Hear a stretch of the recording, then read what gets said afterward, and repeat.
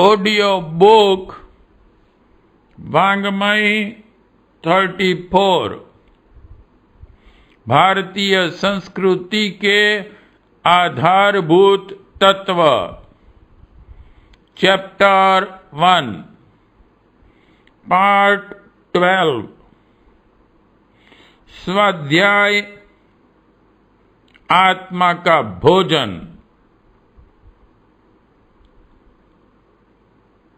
मानव जीवन को सुखी, समुन्नत और सुसंस्कारी बनाने के लिए सद्ग्रंथों का स्वाध्याय करना अत्यंत आवश्यक है।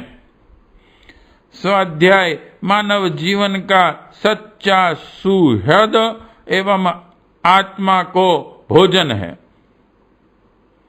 स्वाध्याय से हमें जीवन को आदर्श बनाने की सत प्रेरणा मिलती है।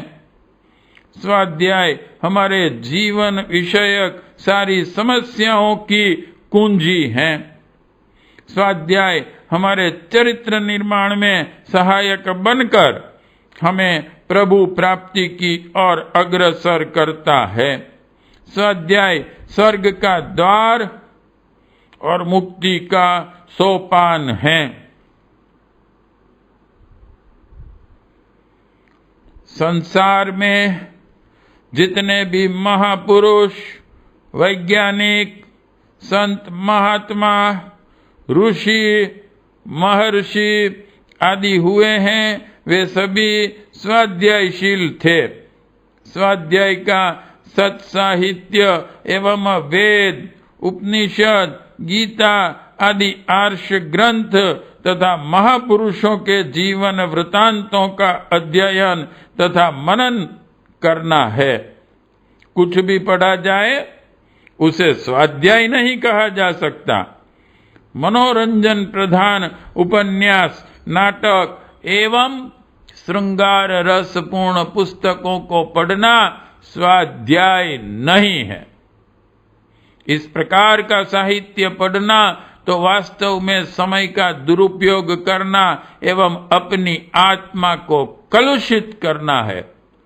कुरुचिपूर्ण गंदे साहित्य को छूना भी पाप समझना चाहिए। सच्चा स्वाध्याय वही है जिससे हमारी चिंताएं दूर हों, हमारी शंका कुशंकाओं का समाधान हो, मन में सद्भाव और शुभ संकल्पों का उदय हो तथा आत्मा को शांति का अनुभव हो। हमारे शास्त्रों में स्वाध्याय का बड़ा महात्म्य बताया गया है। योग शास्त्रों में कहा गया है, स्वाध्याय से योग की उपासना करें और योग से स्वाध्याय का अभ्यास करें। स्वाध्याय की संपत्ति से परमात्मा का साक्षात्कार होता है। एक और ग्रंथ में कहा है, धर्म के 3 स्कंध हैं, यज्ञ, स्वाध्याय और दान। श्रीमद् भगवत गीता में भगवान श्री कृष्ण कहते हैं, स्वाध्याय करना ही प्राणी का तप है। छांदोग्योपनिषद में लिखा है, मंत्र नंबर 8/15/1 में,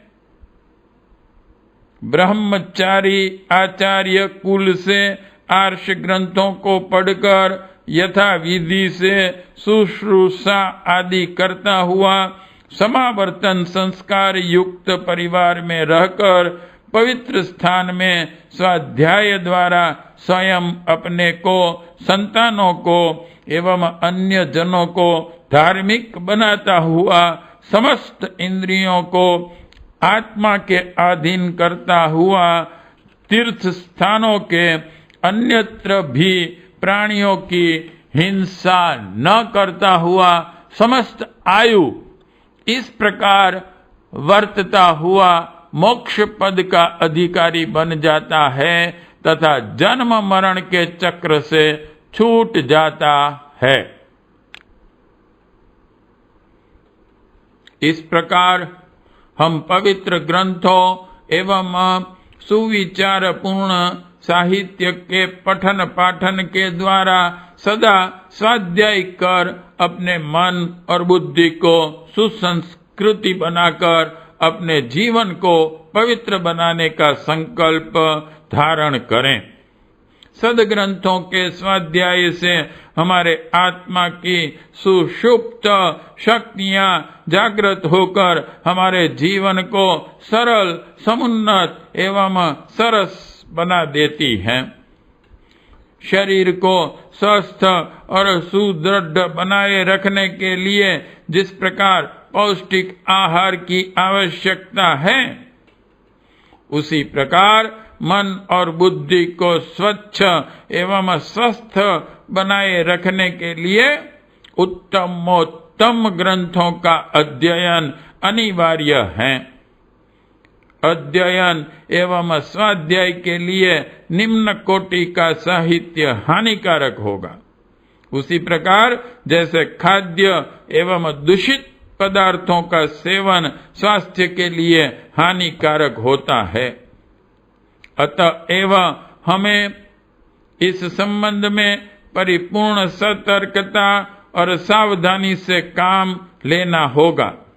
सच्चा स्वाध्याय वही है जिसके द्वारा हमारा मन बाह्य विषयों से अलिप्त रहकर आत्मा के अनुसंधान में प्रयुक्त ही एवं हमारी मानसिक दुर्भावनाओं, दुर्बलताओं तथा दूषित मनोविकारों का दमन हो सके और हमारा मन एक अनिर्वचनीय अलौकिक आनंद से परिप्लावित हो उठे।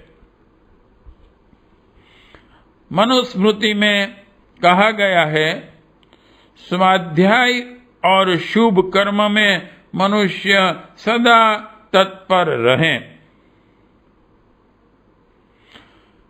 जिनके द्वारा स्व आत्मा व परमात्मा का ज्ञान प्राप्त किया जा सके और जिसके द्वारा अभ्युदय निहि श्रेयस की प्राप्ति की जा सके, वही सच्चा स्वाध्याय है। अतएव प्रत्येक मनुष्य का कर्तव्य है कि वह अच्छे ग्रंथों, सदाचार प्रवर्तक पत्र पत्रिकाओं एवं सत प्रेरणादायी पुस्तकों का सदैव स्वाध्याय करता रहे। महाभारत के शांति पर्व में कहा गया है, नित्य स्वाध्यायशीलश्च दुर्गान्याति तरन्ति ते। नित्य स्वाध्याय करने वाला व्यक्ति दुखों से पार हो जाता है।